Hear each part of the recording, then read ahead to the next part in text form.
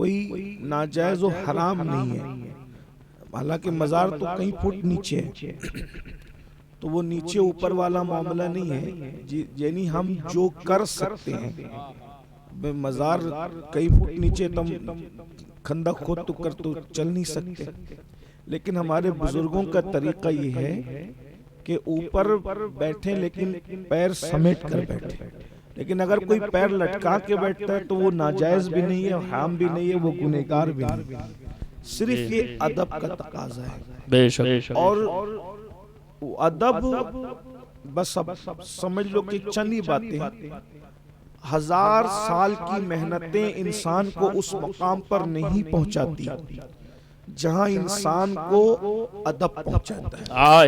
بے شک حق ہے۔ آج کی پوری گفتگو 2-3 عنوانات پر ہی ہوگی، 2-3 پوائنٹ پر، لیکن اس کا مرکزی محور ادب ہوگا۔ ادب ادب نے ہی کسی کو کچھ بنایا ہے، جی بے شک، یعنی جتنے بھی لوگ بڑے بنے ہیں وہ صرف ادب کی وجہ سے۔ بے ادب دنیا کا مال تو کما سکتا ہے لیکن کچھ بن نہیں سکتا، اور یاد رکھنا مال کمانا الگ چیز ہے اور کچھ بن جانا الگ چیز ہے، ڈگری کمانا الگ چیز ہے، کچھ بن جانا الگ چیز ہے۔ میں دونوں میں فرق بتاؤں گا، مال ہے لیکن کچھ بنا نہیں ہے تو مال بھی ختم ہوگا اور مال والا بھی ختم ہوگا۔ فرعون کے پاس مال تھا لیکن فرعون کا مال بھی نہ رہا، فرعون بھی نہ رہا۔ مال عثمان غنی کے پاس بھی تھا، عثمان غنی بن گئے تو عثمان غنی کا مال ابھی بھی موجود ہے اور حضرت عثمان غنی کا نام ابھی بھی موجود ہے۔ اسی طریقے سے ابن تیمیہ کے پاس ڈگری تھی مگر کچھ بنا نہیں تھا، بے ادب تھا، اس کی ڈگری بھی کام نہیں آئی، اور آج اس کے مزار پر، یا اس مزار کے بلکہ اس کی قبر پر کوئی فاتحہ پڑھنے والا تک موجود نہیں ہے۔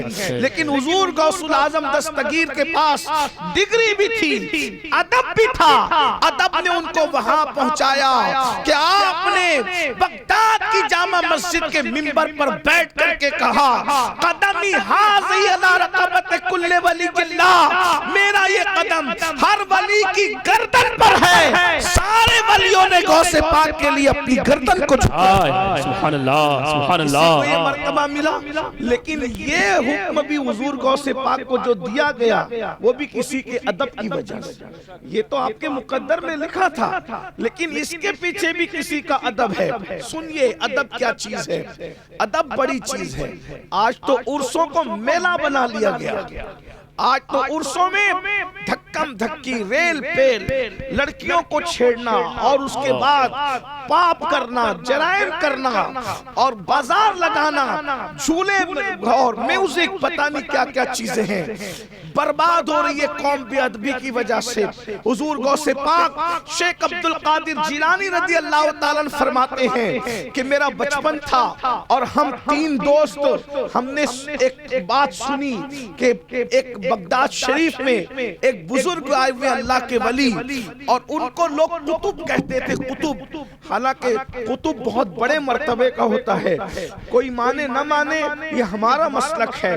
آج کل تو لوگ بھی مذاق اڑا رہے ہیں، انہیں اڑانے دیجئے، ہم رہیں گے نہ رہیں گے، مگر ولیوں کا مذاق اڑانے والوں کا انجام تم اپنی آنکھوں سے دیکھ لینا۔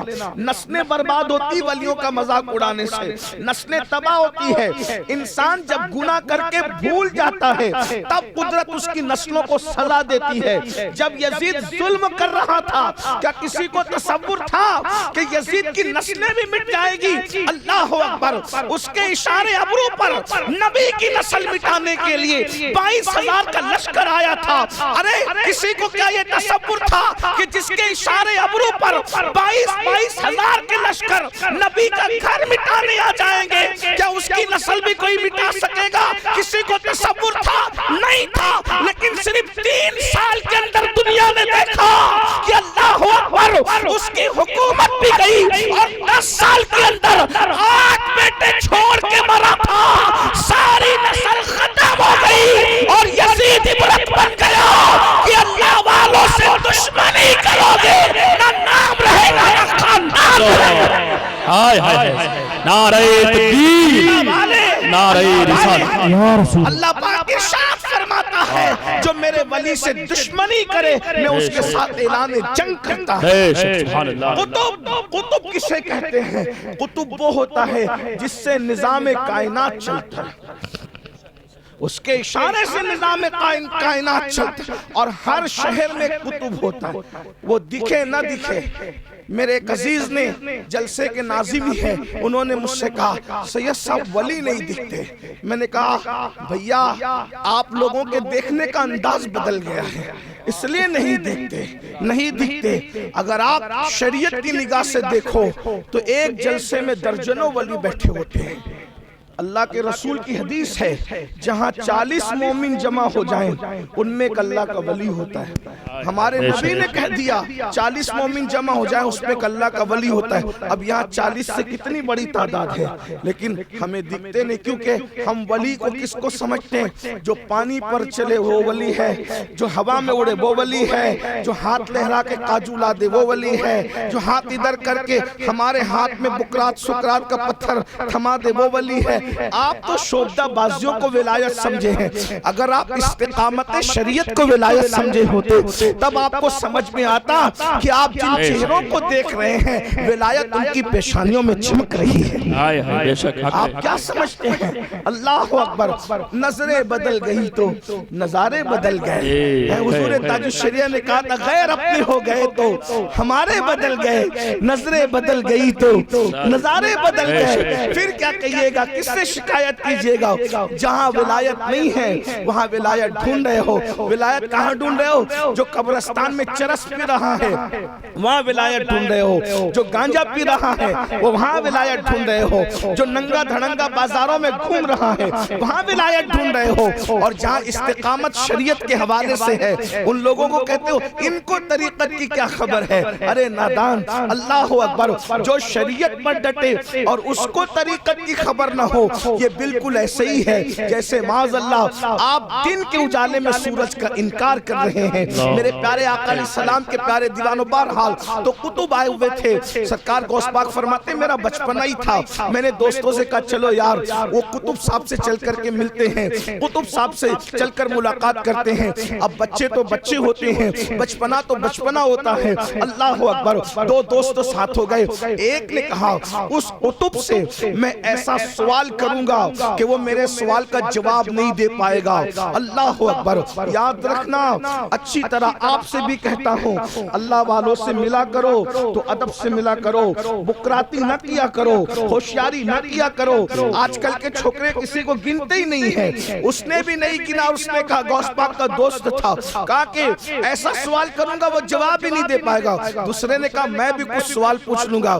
مرشد غوث پاک نے کہا ہم اللہ والوں سے کب سوال کرنے لگے، ہم تو صرف ان کی زیارت کریں گے اور ان کا فیض لیں گے اور ان کی دعائیں لیں گے، ہم بس دعائیں لینے کے لیے آئے ہیں۔ یہاں میں ایک بات اور عرض کر دوں، آستانے پہ جاتے ہو تو آنکھوں کو سی سی ٹی وی کیمرے بنا کے جاتے ہو، مجاور کیا کر رہا ہے، سجادہ نشین کیا کر رہا ہے، یہ کیا کر رہا ہے، وہ کیا کر رہا ہے، ارے تو اس کو دیکھنے جاتا ہے یا ولی سے فیض دینے جاتا ہے؟ تو جس کو جو نیت لے کے جائے گا تجھے وہی نظر آئے گا۔ مجاوروں کے عیب دیکھنے جاؤ گے، مجاوروں کے عیب نظر آئیں گے، ولی کی آستانے پر خدا کے جلوے دیکھنے جاؤ گے تو جلوے نظر آئے گا۔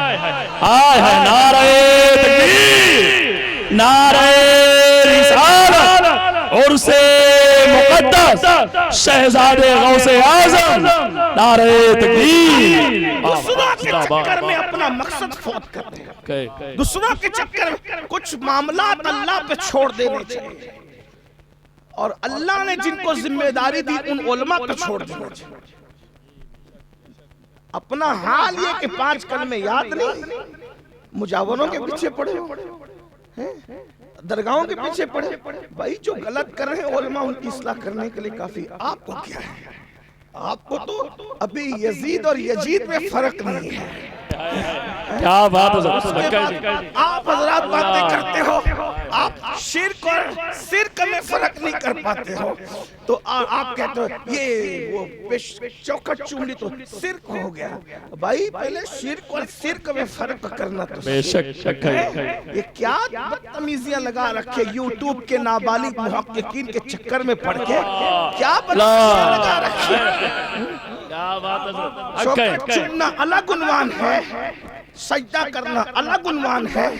ہر جھکتی ہوئی پیشانی کو سجدہ نہیں کہتے, ہر جھکی ہوئی پیشانی کو سجدہ نہیں کہتے, ورنہ کوئی چوکھٹ پہ پیشانی جھکاتا ہے اور کون کہاں کہاں جھکتا ہے یہ اپنے آپ میں ڈوب کر کے خود سوچو.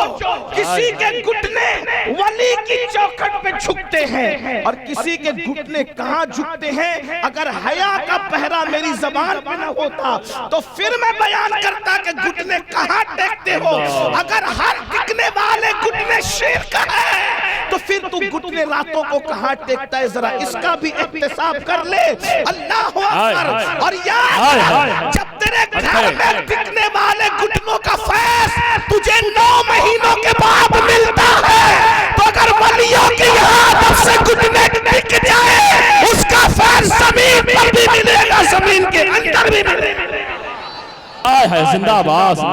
اللہ اللہ. نعرے تکبیر, نعرے رسالت, فیضان امام حسین, خاندان امام حسین, شہزادہ مولا کائنات, نعرے حیدری.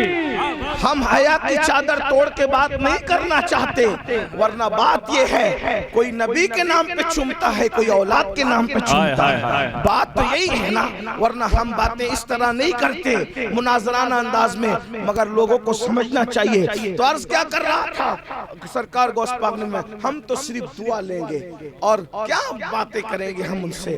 اور وہ واقعی قطب تھے, جیسے وہ آئے ہوا میں اڑ رہے تھے. اچھا ہر ہوا میں اڑنے والا قطب ولی نہیں ہوتا, لیکن ولی کو یہ اختیار ضرور ہوتا ہے کہ وہ اڑنا چاہے تو اڑ سکتا ہے, لیکن ولی اس طرح سے بتاتا نہیں. کچھ ولیوں کو اجازت ہوتی, سب کو نہیں ہوتی. تو بہرحال وہ ہوا میں بھی اڑتے تھے. وہ آئے اور اس کو دیکھا جس نے کہا تھا کہ ایسا سوال پوچھوں گا کہ جواب نہیں دے پائے گا, اور فرمایا ادھر آ, تو نے کہا تھا ایسا سوال پوچھے. اس نے پوچھا بھی نہیں, انہوں نے خود سے کہا تو ایسا سوال پوچھے گا میں جواب نہیں دے پاؤں گا. سن, یہ تیرا سوال بھی ہے, تیرا جواب بھی ہے, اور تو نے میری جو ہے وہ بے عزتی کی نا, بے ادبی کی. جا, میری بددعا ہے تیرے لیے کہ تو مرے گا تو کافر ہو کے مرے گا, کفر میں مرے گا. یہ ولی کی بے ادبی تجھے کفر تک لے جائے گی. اور اس کے بعد پھر دوسرے سے کہا تو بھی پوچھے گا, تیری بے ادبی جو چھوٹی ہے. فرمایا تو مرے گا تو دنیا دار ہو کر کے مرے گا. اور فرمایا شہزادے عبدالقادر تو نے میرا ادب کیا, جا میری دعا ہے ایک دن تجھ پہ وہ آئے گا کہ تو بغداد کی جامع مسجد کے منبر پہ بیٹھ کے کہے گا میرا یہ قدم ہر ولی کی گردن پر ہے, اور سارے ولی اپنے لیے اپنے گردن کو تیرے لیے جھکا دیں گے. تیرے قدم کے لیے ہر ولی گردن کو جھکا دے گا. غوث پاک فرمایا کرتے تھے الحمدللہ یہ اس ولی کی دعا کی برکت ہے کہ ہم نے کہا ہمارا قدم ہر ولی کی گردن پر ہے اور سارے ولیوں نے اپنی گردن کو جھکا. ادب کی برکتیں یہ ہوتی ہے. ادب بڑی چیز ہے, ہزاروں سال کی محنت وہاں نہیں پہنچاتی جہاں ادب پہنچاتا ہے. اس لیے علماء کا ادب کرو, اولیاء کا ادب کرو, ماں باپ کا ادب کرو, بزرگوں کا ادب کرو, نبیوں کا ادب کرو, رسولوں کا ادب کرو. اپنے مذہب میں تو روٹی کا بھی ادب ہے بھائی, ہمارے مذہب میں روٹی کا بھی ادب ہے. خود اللہ کے رسول علیہ السلام نے زمین پہ روٹی کا ٹکڑا پڑا ہوا دیکھا تو اٹھایا اور اس کو صاف کیا, اور صاف کر کے فرمایا عائشہ یہ روٹی زمین پہ پڑی ہوئی ہے. پھر فرمایا عائشہ سنو, یہ روٹی کی عزت کرنا سیکھو. ایک مرتبہ روٹی جس سے روٹ کر کے چلی گئی دوبارہ پھر کبھی اس کے گھر لوٹ کر کے نہیں آئی. یہ روٹی کی، جس مذہب میں روٹی کی عزت ہو اس مذہب میں اللہ کے ولی کی عزت نہیں ہوگی۔ یہ ولی کون ہے؟ یہ اللہ کا دوست ہوتا ہے۔ ولی اپنی راتیں اللہ کی ہم نشینی میں گزارتا ہے۔ یہ ہم نشینی کا ترجمہ ہم کیا کر پائیں گے؟ حدیث میں ہم نشینی کا تذکرہ ہے۔ ہم نشین کس کو کہتے ہیں؟ ایک ساتھ اٹھنے بیٹھنے والے کو ہم نشین کہتے ہیں، لیکن ہم اللہ کے لیے ایسے الفاظ نہیں کہتے، اگرچہ حدیث میں آئے ہیں۔ اللہ فرماتا ہے میرے ولی میرے ہم نشین ہوتے ہیں، میرے ولی میرے ہم نشین ہوتے ہیں۔ پھر فرمایا وہ میری چادر غیرت کے نیچے چھپے ہوئے ہوتے ہیں، میں ان کو جانتا ہوں وہ مجھے جانتے ہیں۔ یہ ولیوں کی شان ہے۔ بات ادب کی آئی تو ایک بات مجھے اور یاد آ گئی، پھر اینڈ کی طرف چلتے ہیں۔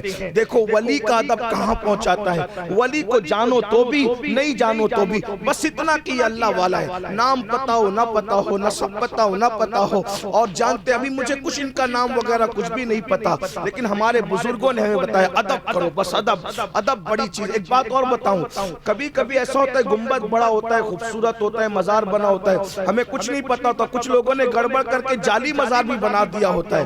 اعلیٰ حضرت علیہ رحمہ ہمارے امام فرماتے ہیں بہت پیاری بات کی ہے اعلیٰ حضرت علیہ رحمہ، ہاں بہت زبردست بات کی ہے، اس کو ذرا سن۔ فرماتے ہیں کہ انسان بے ادبی کی طرف انسان بڑھے، یعنی آدمی غلطی میں بے ادبی کرے، آدمی غلطی میں بے ادبی کرے، اس سے بہتر ہے کہ آدمی غلطی میں ہی ادب کرے۔ یہ جملے کو علماء سمجھ سکیں گے کہ غلطی میں آدمی بے ادبی کرے، اس سے اچھا ہے کہ غلطی سے ادب کرے۔ ہمیں نہیں پتا ہے کہ کون بزرگ ہے کیا ہے، کسی نے فراڈ کیا کسی نے بنایا نہیں، ہم ادب کر لیں۔ اگر وہاں کچھ ہے تب تو فیض ملے گا، کچھ نہیں ہے تب بھی اللہ کے دوست ہونے کی نسبت سے ہم نے ادب کیا، ہمیں برکت مل جائے گی، فراڈ کرنے والا اس کا بھگتان بھگتے گا۔ یہ اس لیے آج کل لوگ کہتے ہیں وہاں تو یہ نہیں ہے وہاں تو وہ نہیں، ہم نے کہا بھیا ادب والے تحقیق کے چکر میں پڑتے ہیں۔ اعلیٰ حضرت کی بات یاد آئی تو مجھے ایک جملہ اور یاد آیا فتاوی رضویہ سے۔ میرے امام سے کسی نے پوچھا کہ سیدہ فاطمہ الزہرا کے مزار کے بارے میں اختلاف ہے، توجہ کرنا۔ آج کل بڑے نابالغ محقق یوٹیوب پہ بیٹھے اور عجیب چھچندری بات کرتے ہیں، کچھ کا کچھ بکتے ہیں اور آپ بھی ان کے شک میں پڑ جاتے ہو۔ غور کیجئے، امام سے کسی نے پوچھا سیدہ کے مزار کے بارے میں مختلف اقوال ہیں، کوئی کہتا ہے بقیع میں ہے، کوئی کہتا ہے رسول اللہ کے ساتھ گنبد خضرا میں ہے، کوئی کہتا ہے بیت الحسن میں ہے، غرض کے الگ الگ اقوال ہیں۔ اب ہم سلام